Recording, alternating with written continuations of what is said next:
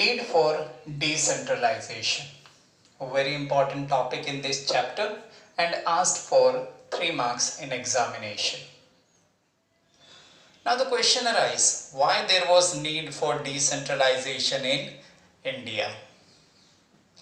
So we all know that in India previously there were two levels of tier or government, but that was not sufficient. It means there was need for the third level or third tier. Then the idea came to why there was need. So let's compare Russia, the largest country in the world in terms of area, but when we talk about the population, Russia's population is not even as much as we have in Uttar Pradesh.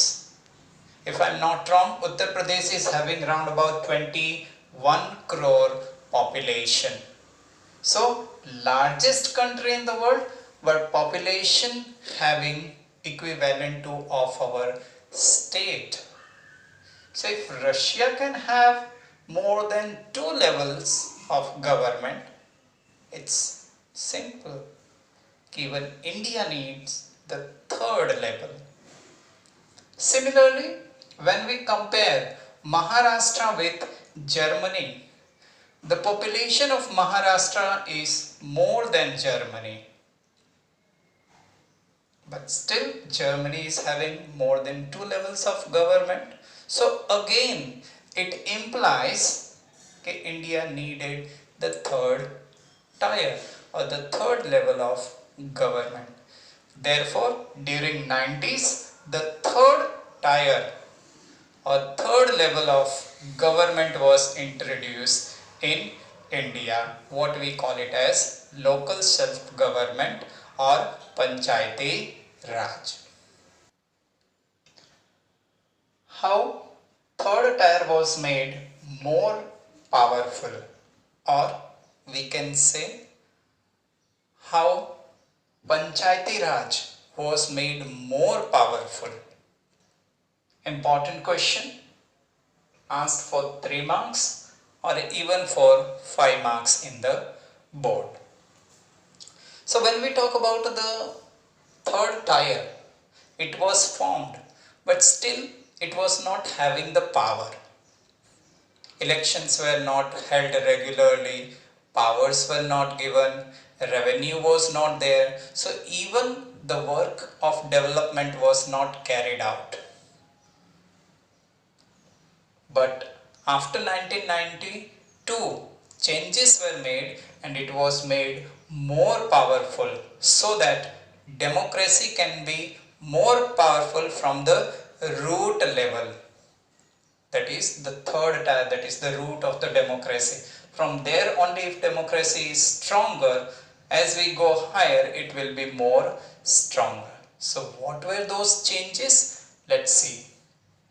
So first change was, as I said, elections were not regular.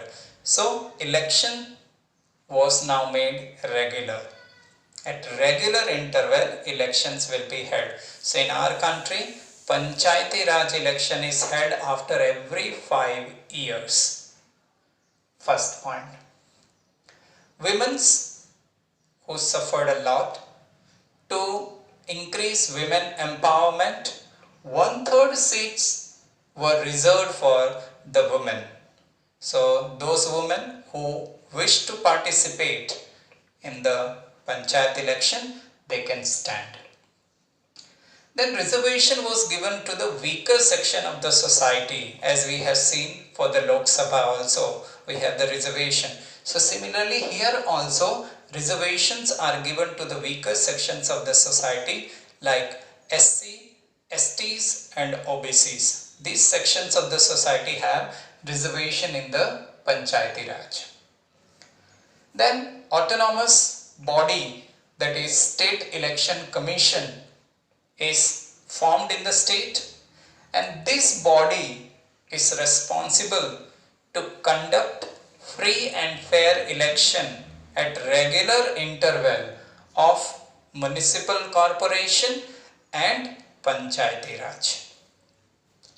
Finally, the last point, the state government has to share certain powers with the Panchayati Raj, and even the revenue that is generated, government has to share with the Panchayati Raj, so that the development in the villages can take place, like supplying of pure water, electric supply, good roads, garden, libraries, parks. These comes under the Panchayati Raj, but these development can take place provided they have sufficient fund or money. Then only development can take place in the villages, and that responsibility is given to state government to provide at regular intervals.